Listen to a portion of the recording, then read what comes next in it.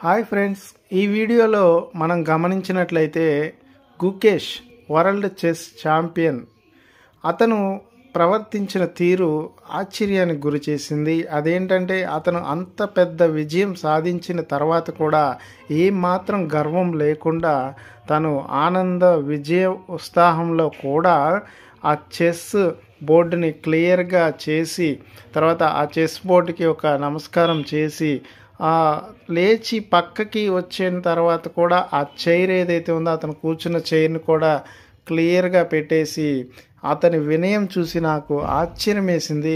ఎంత ఎదిగినా ఒదిగి ఉండాలి అనే మాటకి అతను అర్థాన్ని చూపించాడు అని నాకు అనిపించింది. ఖచ్చితంగా ఈ విషయాన్ని పిల్లలు చూసి అబ్జర్వ్ చేసి నేర్చుకోవాల్సింది ఏంటంటే ఎంత ఎదిగినా ఒదిగి. హాయ్ ఫ్రెండ్స్, ఈ వీడియోలో మనం గమనించినట్లయితే గుకేష్ వరల్డ్ చెస్ ఛాంపియన్